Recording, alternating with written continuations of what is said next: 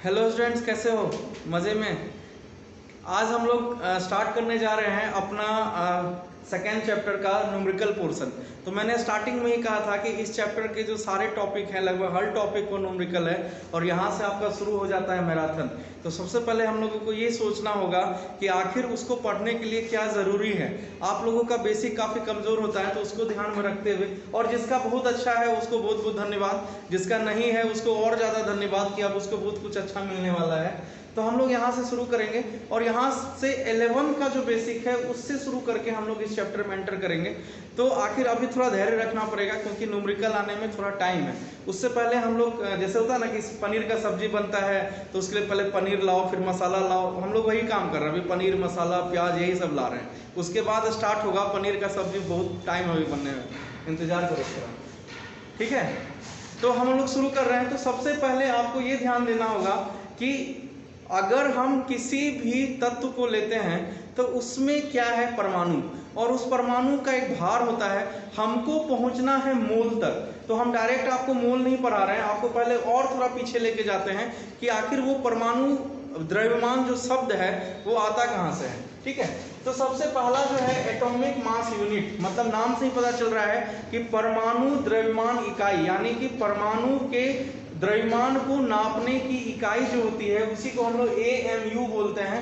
और इंग्लिश हिंदी दोनों मीडियम के लिए एक साथ है। अच्छा, एक चीज़ बोलना भूल गए, मैं सत्यम सर, सत्यम केमिस्ट्री क्लासेस से आपको अपने YouTube चैनल SSC स्टडी पर स्वागत करते हैं और शुरू करते हैं फिर से अपना वही ताबड़तोड़, ठीक है।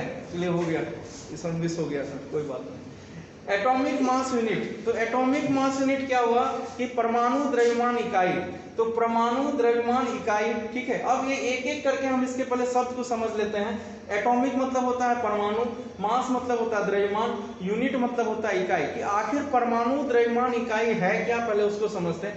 हम जैसे कह देते हैं कि ऑक्सीजन का भार 16 ग्राम है, तो इस 16 ग्राम का क्या मतलब है और ये 16 ग्राम आया कहाँ से? आपको कैसा पता चला कि ऑक्सीजन का 16 ग्राम वजन है, नाइट्रोजन का 14 ग्राम वजन है, कार्बन का 12 ग्राम वजन है, ये आपको कैसे पता चला?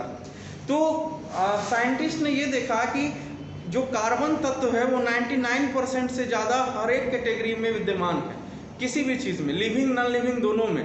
उसको स्टैंडर्ड मानते हुए इसने कार्बन 12 को स्टैंडर्ड माना और वहाँ से इसका काम शुरू किया। अब है क्या एटॉमिक मास यूनिट, इसको समझते हैं। AMU क्या है? परिभाषा इसका कुछ खास नहीं है, किसी परमाणु का परमाणु द्रव्यमान इकाई कहलाता है, ठीक है। तो अब है 1 क्या है? तो व्हाट इज 1 तो 1 क्या होता है उसको अब देखते हैं। 1 का अर्थ होता है कि 1/12 भाग, 1/12 पार्ट किसका? Mass of 1 atom of C12, मतलब कार्बन 12 के एक एटम के भार का, एक एटम के मास का 1/12वां हिस्सा जो होगा उसी को हम लोग 1 बोलेंगे। अब ये लग रहा होगा सर या परमाणु भार का मतलब एक स्टैंडर्ड फॉर्म आप बता रहे हैं। हम बोलते हैं हाँ। अच्छा, अगर मैं इसी चीज पे थोड़ा सा तुम लोग का कंसेप्चुअल अगर क्लियर कर दूं तो आज एक होमवर्क दे सकते हैं कि तुम 1 सेकंड को कैसे परिभाषित करोगे। तुम बोलते हो 60 सेकंड, 1 मिनट हो गया, तो 1 सेकंड किसको कहते हैं?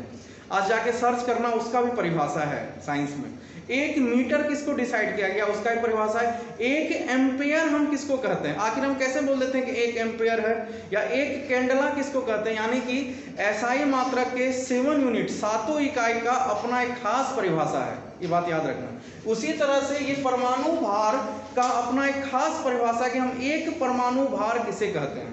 तो परमाणु भार हम उसे कहते हैं। अभी हम परमाणु भार किसी का बता नहीं रहे हैं, अभी हम ये बता रहे हैं कि तुम परमाणु भार का स्टैंडर्ड फॉर्म कहाँ से आता है। तो हम किसी भी कार्बन का एक परमाणु के भार का 1/12 हिस्सा, मतलब C12 के एक परमाणु के द्रव्यमान का 1/12 हिस्सा जो होता है वही कहलाता है तुम्हारा 1 यानी कि 1/12। अब C12 के एक परमाणु का जो भार है वो है 12/6.022 10⁻23। यहाँ पर तुमको हम थोड़ा सा कंफ्यूज करेंगे और थोड़ा देर रोकेंगे, इसके बाद तुमको खुद समझ में आ जाएगा कि 12 आखिर हम एक परमाणु का भार निकालने के लिए 12/6.022 10⁻23 क्यों करते हैं, ठीक है। थोड़ा वेट करो, जस्ट इसी क्लास में समझ, इसी लेक्चर में समझ में आ जाएगा। तो 1/12 गुना 12/6.022 10⁻23, 12 कट गया, 1/ इतना बराबर हो जाएगा 1.66 × 10⁻24 ग्राम।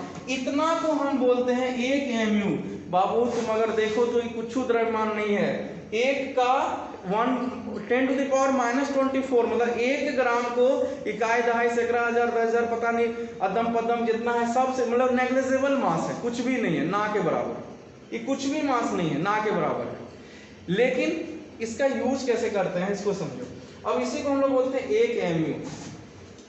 शुरू करते हैं इसको, इसका कंसेप्ट समझो क्या है। ठीक है, ऑक्सीजन हम लेते हैं या नाइट्रोजन का कार्बन ले लेते हैं, कार्बन का भार हम करते हैं 12। ये क्या है 12? ये जो हमने लिखा 12, ये 12 क्या है? कुछ भी नहीं। अब हम इसमें लगा देते हैं 12 ग्राम, तो हमको समझ में आ जाता है कि किसके बारे में बात किया जा रहा है, भार के बारे में बात किया जा रहा है, यानी कि वेट के बारे में, मास के बारे में बात किया जा रहा है। ठीक है, 12 ग्राम। इसका क्या मतलब हुआ? इसका कोई मतलब नहीं है। ठीक है, इसका मतलब हुआ, अच्छा एक बात बताओ, मान लो हम तुमको कहते हैं कि 4 ग्राम, 4 ग्राम का क्या मतलब है? मान लो इसका वेट 4 ग्राम है, इसका क्या मतलब है? कुछ नहीं, बहुत कुछ है। 4 ग्राम का मतलब ये है कि ये जो मार्कर है ये 1 ग्राम से 4 गुना भारी है, इसलिए इसको 4 ग्राम वेट है इसका। ठीक है, ये है इसका कंसेप्ट। ठीक है, 4 ग्राम इसका वेट क्यों है? क्योंकि ये किसी 1 ग्राम का वस्तु होगा उससे 4 गुना भारी है, इसलिए 4 ग्राम है। मेरा वजन मान लो कि 95 kg है, तो मेरा 95 kg वजन इसलिए है, कैसे पता चला 95 kg है? क्योंकि हम किसी 1 kg से 95 गुना भारी है, इसीलिए मेरा वजन इतना है। ठीक है, मतलब कार्बन 12 ग्राम है, इसका मतलब ये है 1 गुना 12। ठीक है, यानी कि 1 मतलब क्या हो गया? 1 mu गुना 12, मतलब क्या हुआ? 1.6 × 10⁻24 गुना 12। ये है इसका अर्थ ग्राम। मतलब क्या हुआ कि हमने एक जो 1 है वो स्टैंडर्ड माना है किसको?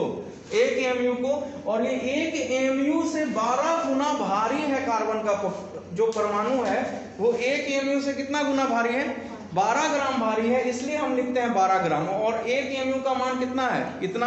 अगर कोई तुमसे पूछे कि कार्बन का एब्सोल्यूट मास कितना होगा, सही में द्रव्यमान कितना है, वो इतना है। इतना को हम नेग्लिजिबल कर देते हैं क्योंकि यहाँ पे 10⁻24 लगा हुआ है। ठीक है, तो इस तरह से कंपेयर किया जाता है। जैसे ऑक्सीजन का 16 ग्राम है, अब तुम इसको ऑक्सीजन के द्रव्यमान को तुम 16 mu जैसे बोलोगे, हम इसको सीधा सीधी 16 ग्राम लिख देते हैं। ठीक है, ये चलेबुल है, चलता है केमिस्ट्री में। लेकिन अगर हम सही में अगर कैलकुलेशन करते हैं तो इसका भार है 1.6 × 10⁻24 ग्राम। सही में इतना है, लेकिन हम इतना कैलकुलेशन लेके नहीं चलते हैं क्योंकि कोई जरूरत नहीं है। ये नेग्लिजिबल मास, इसको मान सकते हैं, इसी को कहा जाता है 1 mu। ठीक है, 16 mu मतलब क्या हुआ कि 1 mu से 16 गुना भारी है। 16 ग्राम मतलब क्या हुआ? वो किसी 1 ग्राम जो है उससे 16 ग्राम भारी है, इसलिए वो 16 ग्राम है। अब तुमको, ठीक है, एक बार इसका स्क्रीनशॉट ले लो। एक बेसिक और बता देते हैं जो कि 7th क्लास में पढ़ना होता है, जो तुम लोग करते नहीं हो। एक बार स्क्रीनशॉट ले लो इसका, ले लिए? ठीक है, अब हमको कुछ इंपॉर्टेंट तत्वों का परमाणु भार याद करना होगा, तब जाके हम और एक स्टेप आगे बढ़ेंगे। यहां हम लिखेंगे तत्व, यहां लिखेंगे परमाणु भार। बाबू हिंदी इंग्लिश एक में पढ़ा रहे हैं, इतना अंग्रेज नहीं बनेगा कोई यहाँ पर, नहीं तो इंग्लैंड भेज देंगे। और जितना अंग्रेजी में तुम लोग समझता हो, हमको ही पता है कितना अंग्रेजी में समझता है। हाइड्रोजन का 1, हम सबका नहीं लिख रहे हैं, जिसका हमको याद आ रहा है जो जरूरी है। नाइट्रोजन का 14, ये तुम ग्राम में ले सकते हो, कोई प्रॉब्लम नहीं है। ऑक्सीजन 16, कार्बन 12, सल्फर 32, एल्युमिनियम 27, और कोई है पॉपुलर, कैल्शियम 40, क्लोरीन 35.5। ठीक है, ज्यादातर तुमको इनऑर्गेनिक कंपाउंड ही मिलेगा, HNO3, नाइट्रोजन हो गया, ऑक्सीजन हो गया, H2SO4 हो गया, H3PO4, जैसे फास्फोरस का 31, सोडियम का क्या करोगे जान 23 होता है, लिख देते हैं उसको, सोडियम का 23, और कोई मैग्नीशियम 24, ठीक है, और मिलता जाएगा, लिखता जाना, हम बहुत का लिखा दिए, ठीक है। कार्बन हो गया, ऑक्सीजन हो गया, हाइड्रोजन का पता ही है। जो ज्यादातर कंपाउंड तुम्हारा ये जो पी ब्लॉक एलिमेंट होता है उसी का बना हुआ होता है, ठीक है।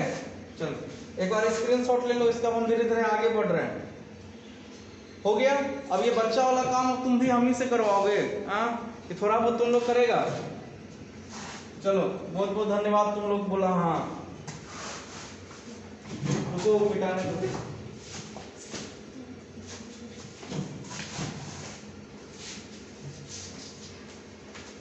तुम लोग सब 10वां पास किया है ना, 10th पास किए होगे, तो 1 से लेके 20 तक एटॉमिक नंबर और 1 से लेके 20 तक का एटॉमिक मास तो कम से कम याद कर लेना, ठीक है, नहीं तो फिर 11th-12th पढ़ने का कोई फायदा नहीं है। चलो अब हम लोग आते हैं अपने टॉपिक पर।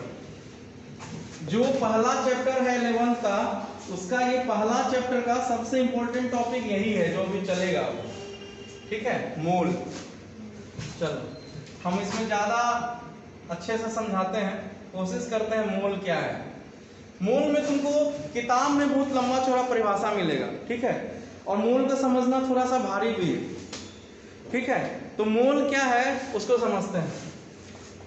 अगर हम कहते हैं कि मोल क्या है तो उसके लिए कोई साइंटिफिक फॉर्मूला या साइंटिफिक कंसेप्ट का जरूरत नहीं है, उसको समझना सबसे पहले ज्यादा जरूरी है।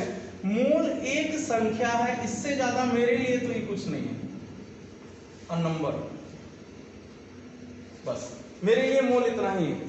अब इतना मोल होने के बाद एक संख्या है, एक नंबर है जिसका मान होता है 6.022 × 10⁻23, संख्या मतलब नंबर,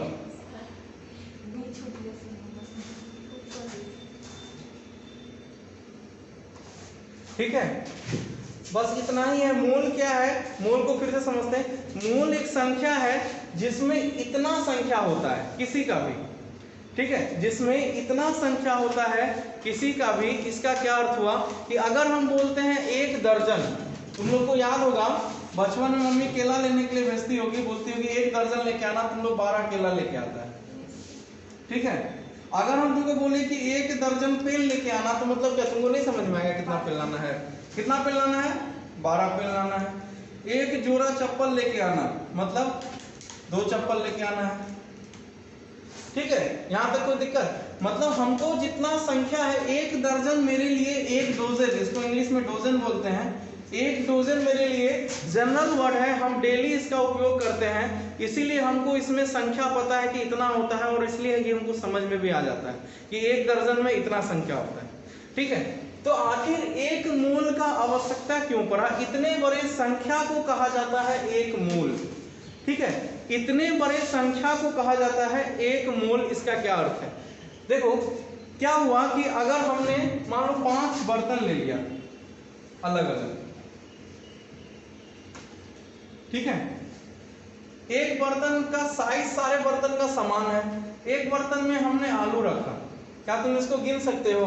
आराम से गिन लोगे, 5 आलू हुआ, ठीक है, 6 आलू है। अब मान लो हमने इस आलू के बदले यहां पे कांच की गोली रख दी, तो इसका भी संख्या क्या हुआ, थोड़ा बढ़ गया।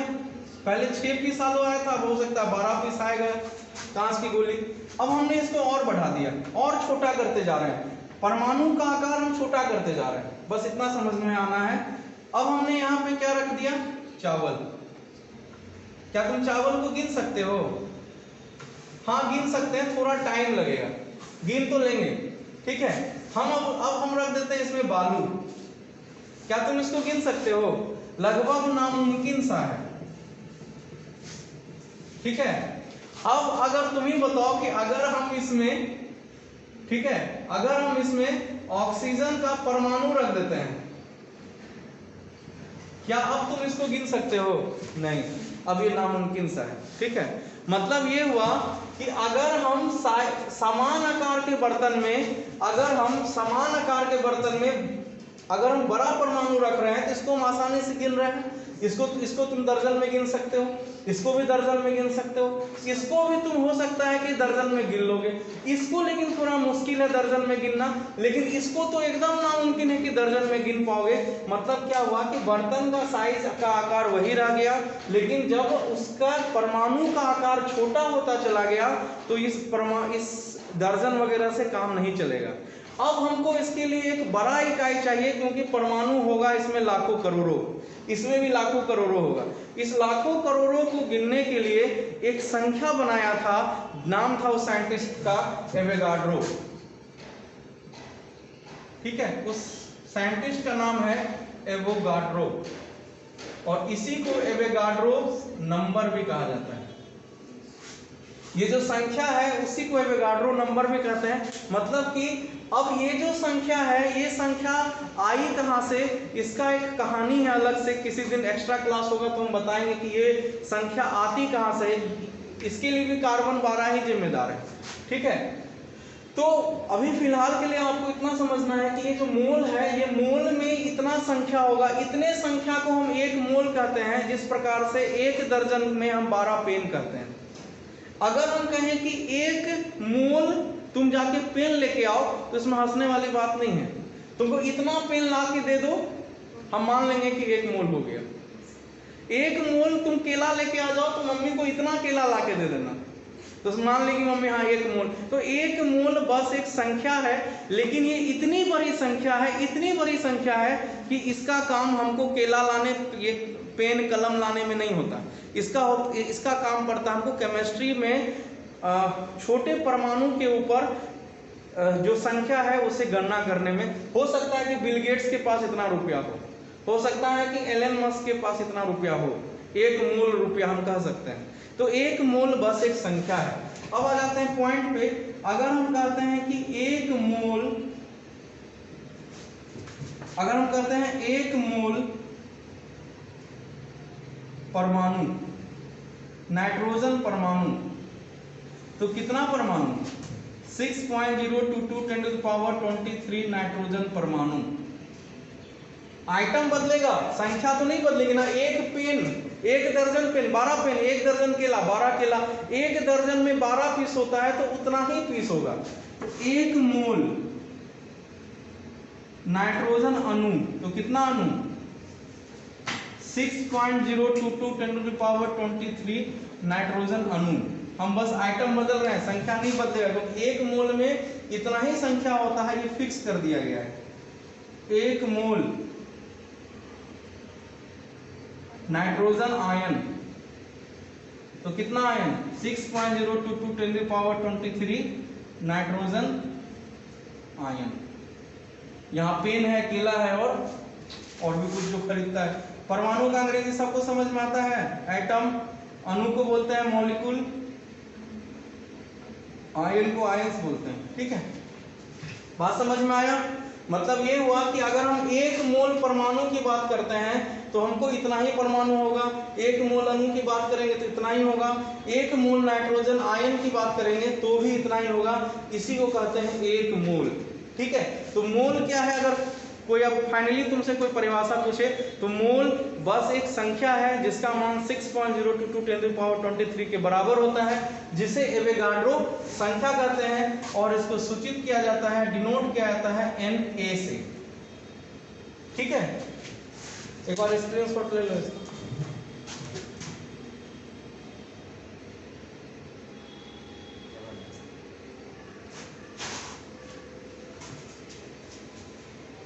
चलो मिटाते हैं। अब आते हैं इसका कि इसको हम यूज कैसे करते हैं, इसका फॉर्मूला क्या होता है, जो तुम लोग को जिसका बेसब्री से इंतजार है। हम लोग इस पर न्यूमेरिकल भी करेंगे।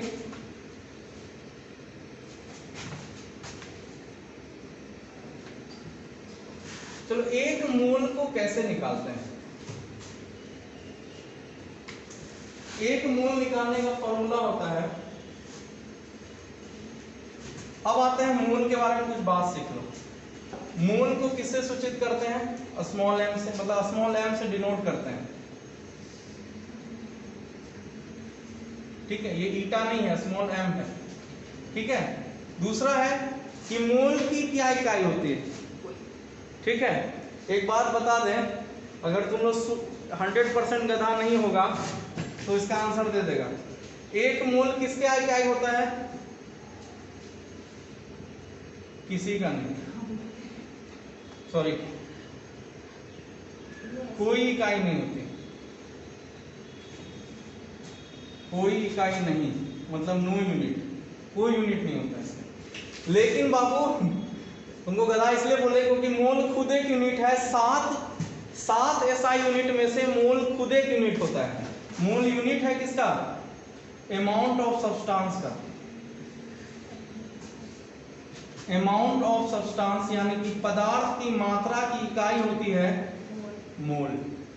7 एसआई यूनिट में से एक एसआई यूनिट है पदार्थ की मात्रा। अगर हम किसी भी केमिस्ट्री में किसी भी पदार्थ की मात्रा को निकालेंगे, अमाउंट को निकालेंगे, तो हमको उसके लिए मोल का उपयोग करना पड़ेगा। अब आ जाते हैं इसका फॉर्मूला पर। मोल का क्या होता है फॉर्मूला? मोल का फॉर्मूला होता है मेरी तरफ से, दिया गया भार, सब बुक में अलग अलग मिलेगा, बटा मोलर द्रव्यमान। अब यहां एक नया शब्द आ गया कि मोलर द्रव्यमान क्या होता है।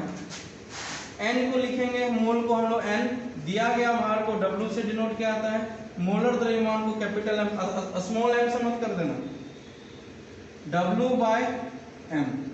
ये तुम्हारा एक फॉर्मूला निकल के आया मोल का। ठीक है, तुम इसको टाइप 1 भी कर सकते हो, ये एक टाइप का फॉर्मूला है। ठीक है, मतलब क्या हुआ कि मोल का क्या होगा फॉर्मूला? दिया गया भार बटा मोलर द्रव्यमान, हम बोलेंगे क्या? N बराबर W बाय M। ठीक है, तो अब इसको निकालते कैसे हैं, अब हम लोग उस पर बात करेंगे। अब यहाँ पे एक सवाल आता है कि दिया गया भार क्या है और मोलर द्रव्यमान क्या है, इसको पहले समझो। ये इसका सेंस ऑफ ह्यूमर से समझ में आएगा।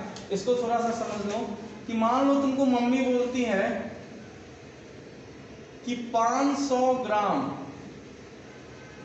आलू लेके आओ, इसी में सारा आंसर छुपा हुआ है। 500 ग्राम आलू लेके आओ, इसका क्या अर्थ है कि 500 ग्राम ये मम्मी बोली है भार कि तुमको लाना है, यही है तुम्हारा दिया गया भार W। ठीक है, इसको अंग्रेजी वाला देख लेगा, इसको बोलते हैं given weight by molar mass.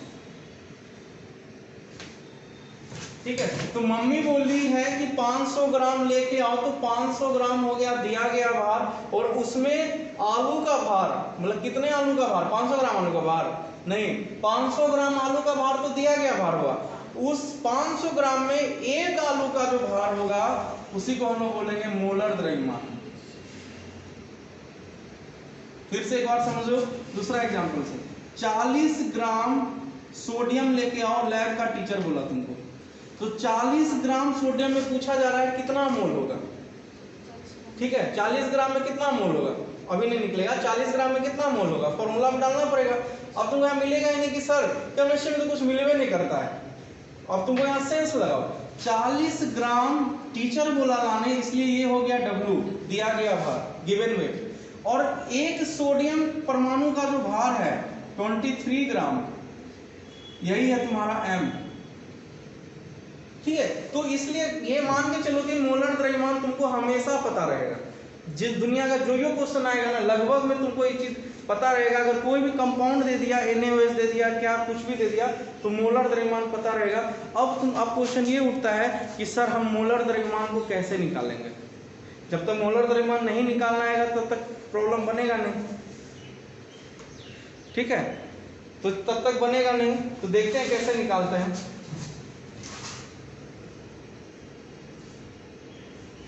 ठीक है, तो इसको मिटाया जाए, और हम लोग गिवन वेट का कंसेप्ट समझ में आ गया क्या है, मोलर द्रव्यमान का कंसेप्ट समझ में आ गया क्या है। अब हम लोग देखेंगे कि मोलर द्रव्यमान यानी कि मोलर मास कैसे कैलकुलेट किया जाता है। ठीक है, स्क्रीनशॉट ले लिया, जरा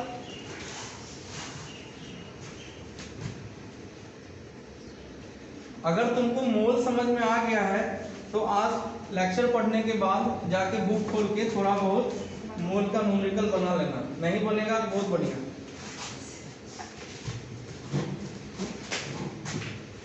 ठीक है, नहीं बनेगा तो बहुत बढ़िया। सचिन को भगवान क्यों कहा जाता है पता है? God of cricket. बहुत कोई 10,000 रन मारा है, ठीक है, लेकिन इसको क्यों कहा जाता है? इसका एक कहानी है।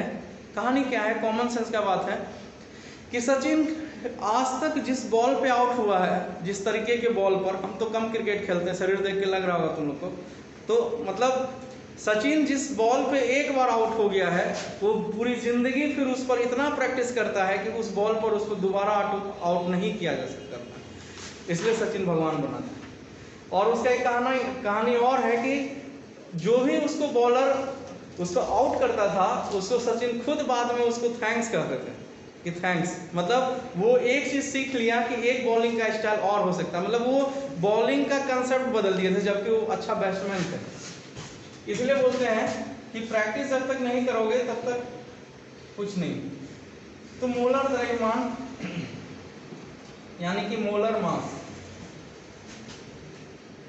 कैसे निकालते हैं?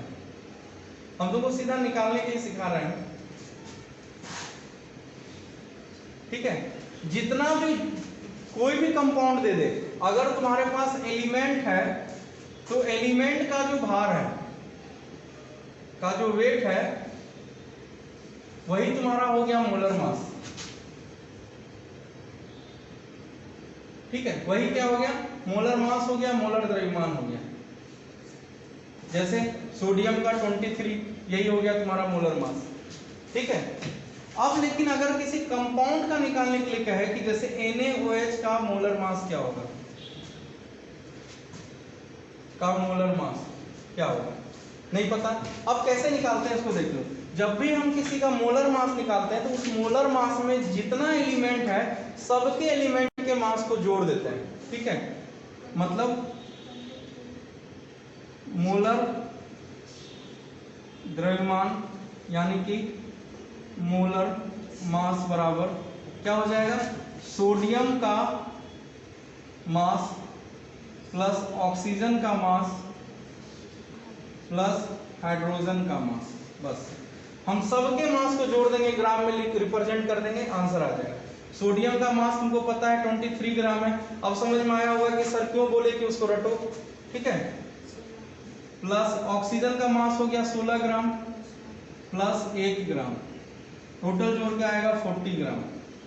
मतलब NaOH का जो मास है वो कितना है, सॉरी NaOH का जो मोलर द्रव्यमान है वो कितना है? NaOH का m, मतलब मोलर द्रव्यमान कितना होगा?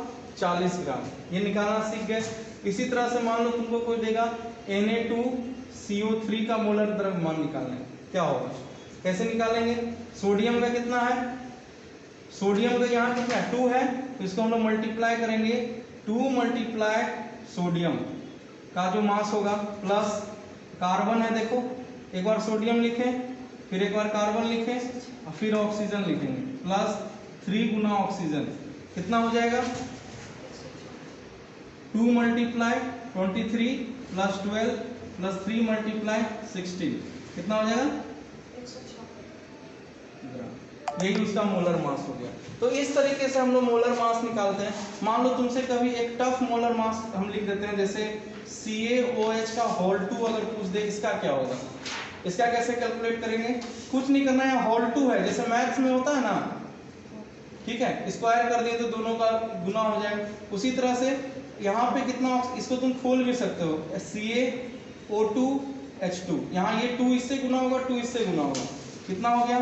40 प्लस 16 मल्टीप्लाई 2 प्लस 1 मल्टीप्लाई 2, कितना हो जाएगा? 40 प्लस 32 प्लस 2 74 ग्राम। यही हो गया तुम्हारा मोलर मास। ठीक है, तो इस तरीके से हम मोलर मास निकालते हैं। ये तुम्हारा मोलर मास निकल गया टॉपिक में। ठीक है, अब हम लोग एक न्यूमेरिकल करते हैं। तो हम लोग फॉर्मूला एक बार लिख लेते हैं, मोल बराबर, ठीक है, सीधा सीधी ऐसे लिखते हैं, N बराबर W/M। ठीक है, n यानी कि मोल, मोल इक्वल टू क्या हो गया, वेट बाय, हाँ given weight by molar mass. चलो एक क्वेश्चन लेते हैं, 80 gram of NaOH, calculate number of mole. 80 gram NaOH है, उसमें कितना नंबर ऑफ मोल है, इसको कैसे निकालेंगे?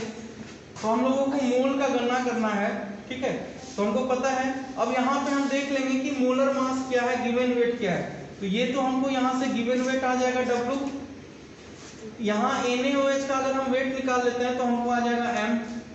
तो मेरे लिए W बराबर क्या हो गया, 80 ग्राम, और मोलर द्रव्यमान यानी कि मोलर मास हमको निकालना पड़ेगा NaOH का। तो निकाल लेंगे कैसे, सोडियम का 23, ऑक्सीजन का 16 प्लस 1, या पहले भी निकाले हुए हैं, 40 ग्राम हो गया।